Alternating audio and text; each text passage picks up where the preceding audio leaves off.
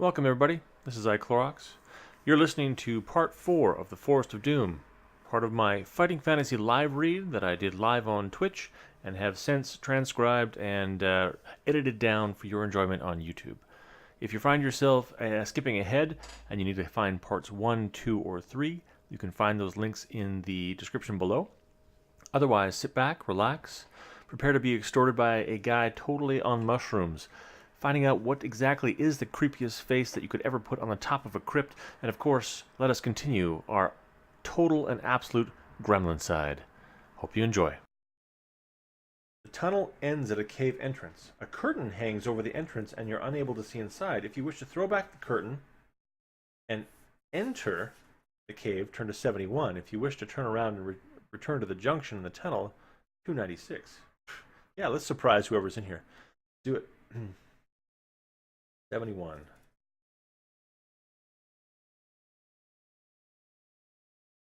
On pulling back the curtain, you see a tiny green-skinned creature with a large head. Surprise, surprise. Gremlin time. He has a long nose and pointed ears and wears brown canvas clothing. That's like, is that a sack? I wonder. A large medallion hangs from his neck on a silver chain. The creature is sitting at a table examining a red clay figure of a human hand. On seeing you enter the cave, he takes a stone hammer and smashes the clay hand. He is the Gremlin Chief and is unhappy with the workmanship of his subordinates, so he smashes it and jumps to his feet to face you with the hammer. You must fight him. Skill 5, Stam 5. Reduce our attack by 3. All right, here we go. Gremlin Chief. Ooh, dang. 15. All right, he's angry. Ours is 9. Oh man, he smashes our hand. All right, so we take 2 stamina off that. I'm going to make a note of that right now. 2, 1. And save. Oops. Man, that's a nasty little Gremlin Chief you got there. He's got a 7 on this one, so it's a 12. We're at an effective 9, but we rolled 10, so we hit him. He's only got a stamina 5. That means we need to hit him 3 times to kill him. Oh, he rolled 10 again. This guy's tough. He's really pissed that we killed his subordinates there. 15. Luckily, we rolled a 19, so he's down to 1 stamina. And here we go. He got a 7. Plus 5 is 12, and we started at a 9, plus a 7 is 15. And unfortunately, that is the end of you, Gremlin Chief, and your smashy hammer. We win 273. Let's get our loot. You take the medallion from the neck of the fallen gremlin. It is made of gold and worth 9 gold pieces. There's nothing else of use or value in the cave. There's no other exit from the cave, and you must crawl back out down the tunnel to the junction. 296. All right, so I'm not quite sure how to interpret the medallions and the cost of those things. If they add to our total gold, or whether we just say that it's medallion and what its worth is. So let's do that. Gold medallion worth was 9 gold pieces. All right. 296. We're gonna go back to the back south to the well, since we've already pretty much explored this entire underground complex full of gremlins and their weird hands. Good job. That was kind of a fun little encounter. 398. Ooh. I always get nervous when I get close to the end of the book, right? Because those entries. You reach the end of the tunnel and are about to step out onto the ladder on the wall of the well when you hear footsteps above you. Somebody is coming down the ladder. Interesting. If you wish to reach out and grab hold of the first leg that comes into view, 320.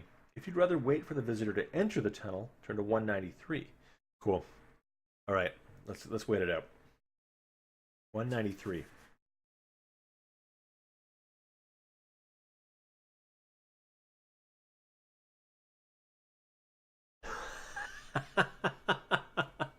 Why wouldn't it be a gremlin? Man, all right. Alright, small green-skinned gremlin steps up the ladder to enter the tunnel. He stands no more than a meter high and is surprised to see you crouched in the tunnel. Yeah, no doubt.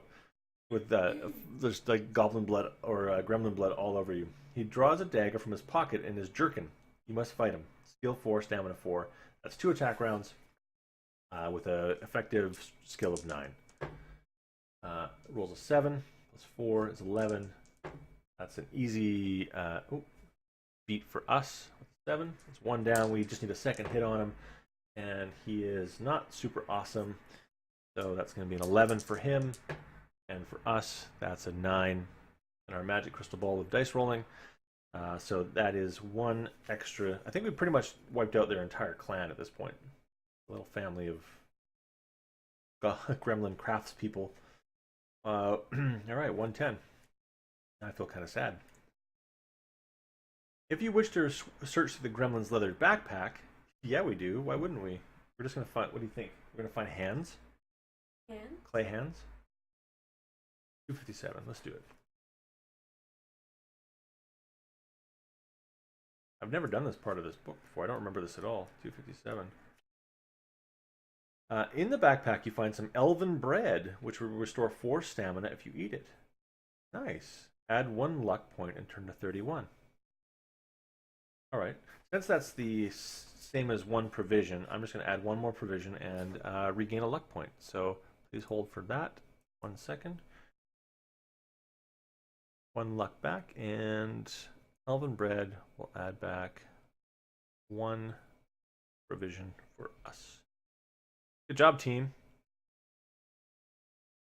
Team Twitch for the win. 31.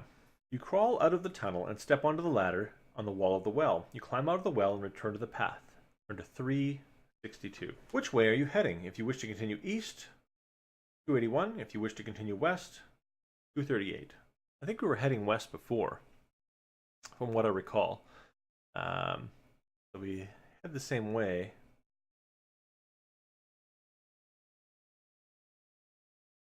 Anybody got a preference? Kim, you got a preference? Whether we go... Sassy says west. Alright, let's keep going west. 238.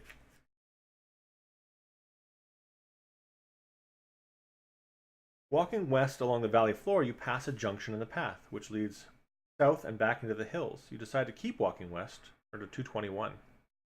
Well, they sure like to keep me on that path. They don't like me going back, because I think that's going to lead to like serious looping. The valley floor is covered with lush green grass and is very flat. You soon arrive at another junction in the path. You can either continue west or head north again. Well, I think we just keep going west at this point. Let's say, let's just check this entire row of entries. 378. Get Nancy though. I need something to fight.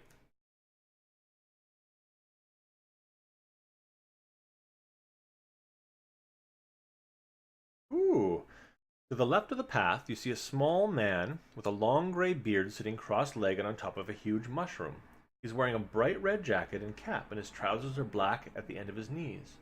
He's asleep and is snoring loudly. You may either give him a gentle push awake to wake him up, or walk quietly past him to continue your journey. Alright, what are we doing? Are we pushing him? Or are we continuing? He looks deadly, right? Got a shank in his beard. He can totally take us. What if he's some sort of weird leprechaun like I encountered in Citadel of Chaos? Yeah, let's wake him up. We need adventure. 307. 307. The small man wakes up with a start, loses his balance, and falls off the mushroom. He curses as he lands on the ground, but jumps back onto the mushroom, shouting, "Who did that? Who did that?" He looks at you and frowns. You may either attack the gnome or attempt to start a conversation with him.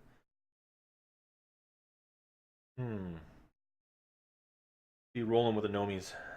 271. We're the friendly sort. Friendly sword.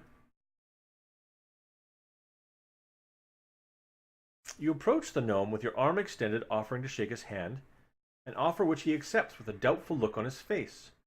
You then tell him of your quest, how you met poor Big Leg, and why you decided to help the dwarfs of Stonebridge. You ask him if he has any more information, or ask him, You ask him if he has any information which may help you. He replies that he does not care much for dwarfs, but he does have some information which he might be of use to you. However, that information will cost you either 5 gold pieces or an item of treasure from your backpack. If you wish to pay the greedy gnome for his information, turn to 297. If you cannot afford to or do not wish to pay him, you can tell him what you think of him and set off west down the path. All right, what do we think? What do we think of him? Hey, you guys do that. I think we might as well get the information out of him. 297. But let me know in the chat what you actually think of this gnome. Is he a nice guy? What's his name?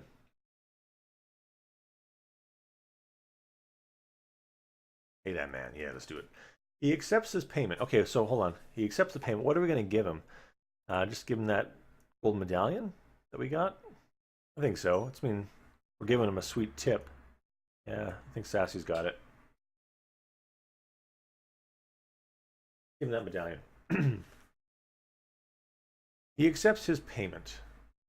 The gnome smiles and tells you that he saw the skeleton of a goblin inside a stone crypt. Perhaps it was the skeleton of one of the 2 goblins who you're looking for, perhaps not. He says that the crypt is somewhere north in the forest, but exactly where he's not sure. You are annoyed that the gnome does not have any more information and set off west again at a fast pace. Turn to 67. Alright, so north. Okay, so let's keep exploring west for now. We'll take that stone crypt information. Totally worth it. 67. You arrive at another junction on the path. The way south leads, pardon me, back to the hills, so ignore it and continue west, 113. The path makes a sudden turn to the right and heads north across the valley floor. To the left of the path you see a large pond with a small wooden hut with a thatched roof by its edge. If you want to investigate, hell yeah, turn to 324. If you wish to ignore the hut, why would you ignore the hut? Last time you ignore a hut, you get frozen in carbonite, suckers.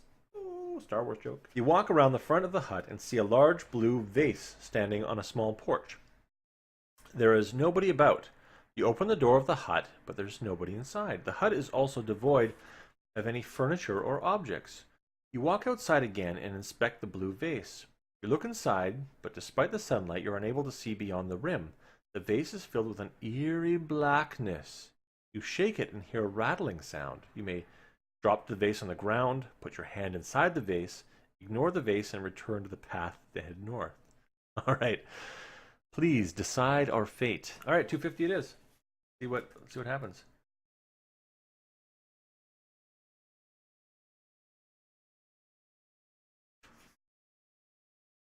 The vase drops to the ground but does not break, although cracks appear all over it. You begin to feel a vibration, and then you notice cracks appearing all over the porch and the sides of the hut. What the hell? The vibration becomes stronger. Your whole body starts to tremble, and your head feels as though it's about to explode. Lose 2 stamina points. If you're still alive, turn to 82. Yeah, we're still alive. Do you have a potion of stillness? If you do, turn to 235. If you do not, turn to 13. Do we have a potion of stillness? We do not have a potion of stillness. 13. All right.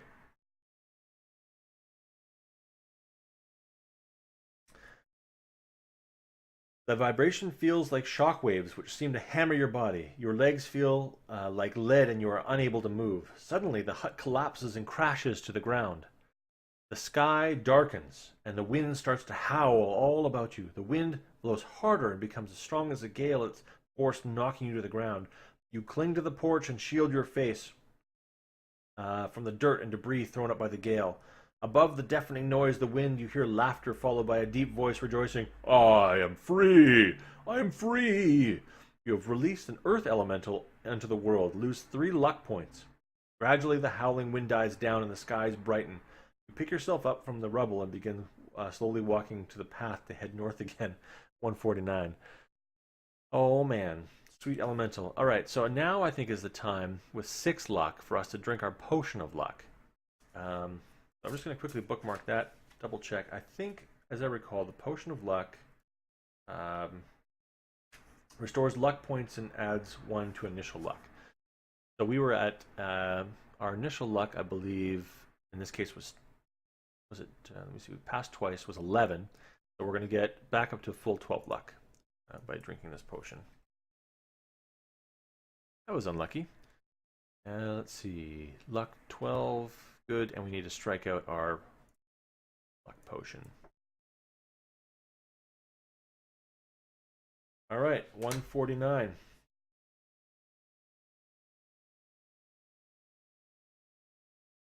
I'm curious what was inside there.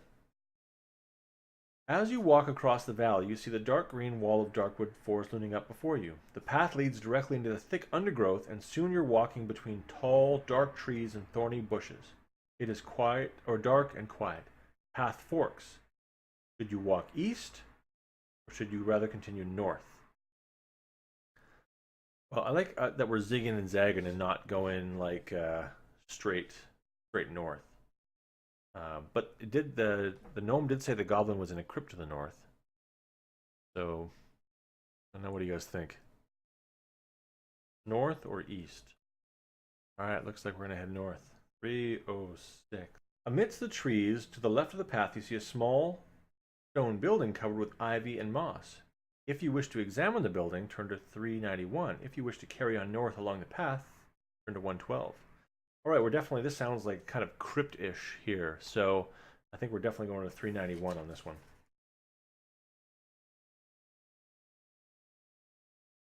The building measures only 3 meters by 3 meters and has no windows. The door is made of stone and looks very solid. There's no handle and there's not appear to be any other way to enter the building. Then you notice a tiny keyhole in the stone door. Do you possess the silver key? If you do, turn to 200. If you do not, turn to 379. Well now, that's not very nice. 379. You may either try to charge the door down, 73, or return to the path and head north. Well, I think it's going to be 73 for charging down. 10 to 1 is going to ask us for if we have the armband of strength, which I don't think we have. Nope. Alright, 73. You step back and then charge the door. Roll 2 dice. If the number rolled is equal to or less than both your luck and skill scores, the door flies open. Oh, sweet. If it's greater than, you bounce off the door and bruise your shoulder. You decide not to risk your injury to yourself any further. Well, there's no way, between luck and skill being 24, that we can not succeed. So, automatic success for us because we are super awesome. 327. Boom, shakalaka, bust that down. Take that, silver key. Inside you see stone stairs leading down from the door into gloomy depths. You cannot see a thing down the stairs. If you wish to descend the stairs, turn to 351. If you wish to leave the building, yeah, 351. No way we're busting down that door and then not going downstairs. You step carefully down the stone stairs, feeling your way as you go. Slowly your eyes become accustomed to the dark and you begin to make out shapes at the bottom of the stairs. You are standing in a small, square room with a low ceiling. The floor is thick with dust and there are cobwebs everywhere. In the middle of the room, there is what appears to be a large stone box, measuring approximately 2 meters by 1 meter. The top of it is a great stone slab. Along one of the rough stone walls, you may find a small alcove with a candle in it. Now, let's show you the illustration here.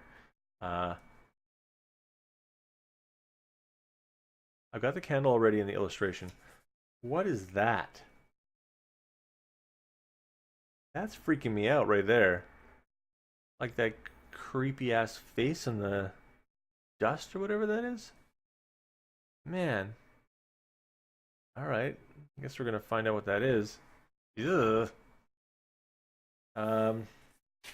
You may either light the candle or walk back up the stairs. Yeah, man, why would we do that? 292. We're not chickens. 292. Let's do it. Light that candle. The light from the candle casts eerie shadows around the room. In the yellow light, you see the face of an old man carved on the stone slab top of the box. Then you notice the leg of a skeleton protruding from the shadows in the far corner of the room. Hey, War Pigs. Thanks for the follow, man.